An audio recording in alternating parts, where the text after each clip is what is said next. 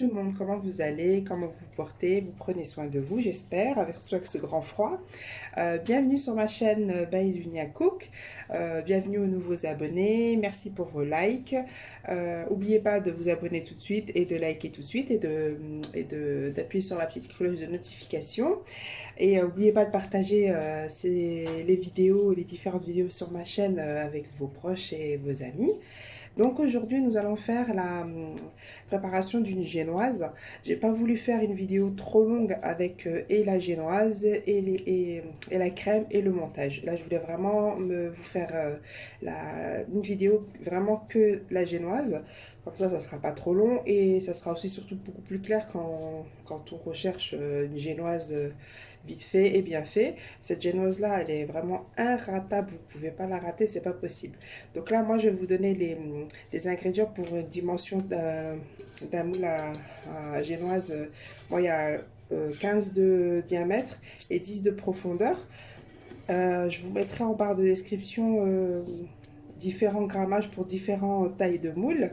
Donc là pour la recette on aura besoin d'œufs entiers, de sucre semoule et de farine. J'ai mis une petite pincée de sel dans la farine, hein, ça c'est selon vos goûts, hein, 4 à 6 grammes pour cette quantité là. Et du sucre vanillé, c'est vraiment pas obligé, c'est vraiment...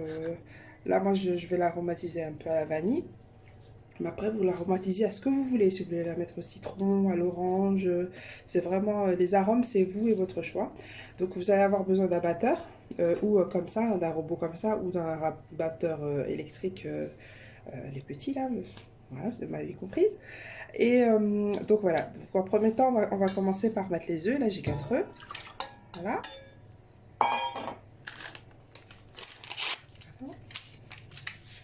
Je mets la vanille avec le sucre.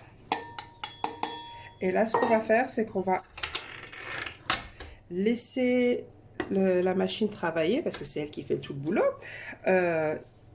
Impérativement mélanger pendant 10 minutes. En dessous de 10 minutes, c'est pas la peine. Il faut vraiment 10 minutes de travail. Il faut vraiment laisser le robot travailler pendant 10 minutes. Là, si vous faites 10 minutes, 12 minutes, 13 minutes, même 15 minutes, c'est pas grave. Mais au moins 10 minutes, c'est obligatoire. On est d'accord? Donc voilà. Bah, écoutez, pour vous épargner le bruit, on se retrouve dans 10 minutes. Et en attendant que la pâte monte, je vais commencer à... je vais beurrer mon moule et je vais mettre le papier sulfurisé dessus. Donc voilà, on se dit à tout de suite. Donc voilà, notre génoise a été bien mélangée. On prépare toujours son moule en avance, hein, on beurre. Moi j'ai mis un papier sulfu au fond et papier sulfurisé autour. Hein, ça, vous savez comment faire. J'ai pas besoin de vous montrer. Voilà. Et donc on a de la farine. Et donc la première partie importante, c'est vraiment le mélange d'œufs, sucre. Qui doit bien travailler. Et ensuite c'est la farine. La farine on la met, bon moi je vais la mettre en une seule fois. Voilà, il faut absolument la tamiser. Il faut absolument la tamiser. Il n'y a pas de... Je la mets comme ça. Il faut absolument la tamiser. Moi, là, j'ai pris une farine spéciale pâtisserie. Mais vous pouvez également la faire avec la farine type 45. C'est pas du tout dérangeant. Je vous le dis parce que je l'ai déjà fait avec la farine type 45 et ça va très bien. C'est aussi très très bien. Donc là, pareil, hein, voyez, le geste que je fais, je rentre, je soulève et je sors. Je rentre, je soulève et je sors. Donc voilà, on fait ça et en même temps, on tourne le bol. Et vous faites cette action-là jusqu'à qu'il n'y a vraiment plus de farine. Alors pour ceux qui peuvent me dire, est-ce que Dunia, on peut utiliser un fouet? Si vous utilisez le fouet, vous faites exactement le même mouvement en ralenti. Hein. Donc là, je coupe pas la vidéo justement pour vous montrer. Mais vraiment, voilà, vous voyez, on prend, on se lève. Et on essaye de prendre de temps à autre du milieu. Et on mélange. Ne vous inquiétez pas, il n'y aura pas de grumeaux. Il n'y aura pas du tout de grumeaux. Donc là, moi, je travaille avec une maryse. Voilà. Et quand on finit, il faut vraiment aussi que le four soit chaud. Hein. Je vous ai bien dit d'allumer le four avant de commencer à mélanger nos œufs avec le sucre. Hein. Après, pour la cuisson du four, moi je vais faire cuire la génoise à 170 degrés. Après, ça dépend des fours. Normalement 45 minutes ça suffit. Après, il y a certains fours où ils demandent un peu plus, entre 45 minutes et 1 heure. Au bout de 45 minutes, vous surveillez, hein, tout simplement.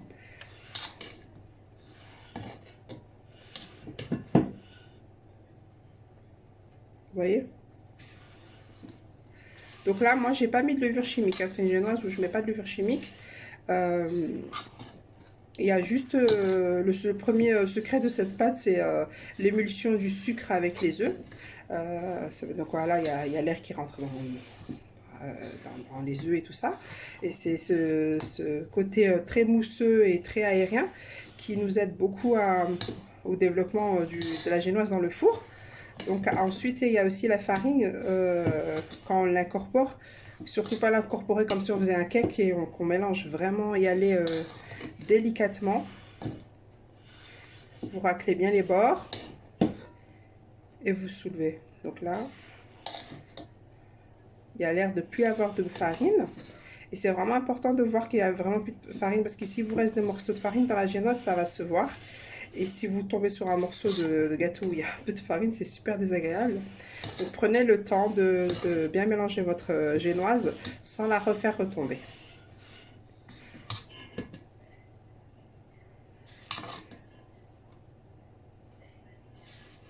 Vous voyez comment elle est? Sauf quand vous avez le petit ruban comme ça, c'est que c'est bon. Donc là, moi, j'ai plus l'air qu'il y a de farine. Donc vous prenez votre moule comme ça et vous transférez le tout. Donc moi, je vais faire cette action-là et je reviens vers vous.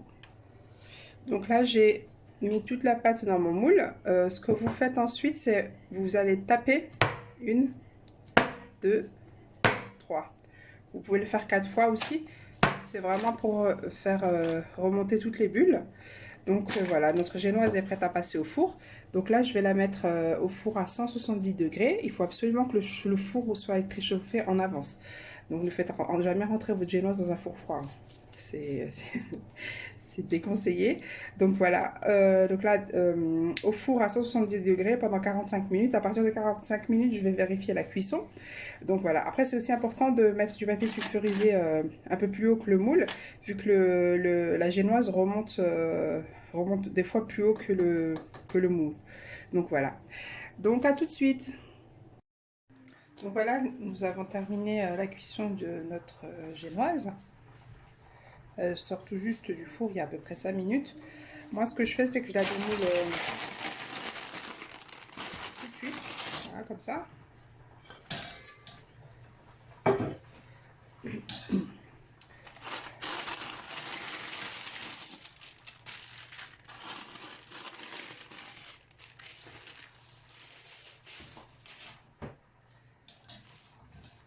Là, comme vous pouvez voir, notre génoise est cuite.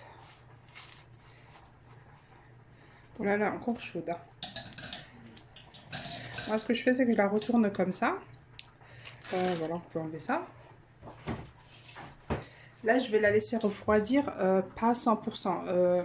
Quand elle va commencer à tiédir, je l'emballe tiède avec du film. Le film alimentaire, vous la filmez, vous la laissez tiède. Moi, je la filme et ensuite, vous pouvez la conserver ou de côté à température ambiante. Et si vous n'en avez pas besoin pour aujourd'hui ou dans 3-4 jours, vous pouvez la congeler. Après, pour la découper, ne jamais découper une génoise chaude. Toujours la découper une fois froide, vraiment froide. Donc voilà. Donc là, moi, je vais la laisser comme ça le temps qu'elle tiédit. Et une fois tiédie, je la filme et je la mettrai au réfrigérateur. À tout à l'heure. Voilà, c'est vraiment juste pour vous montrer...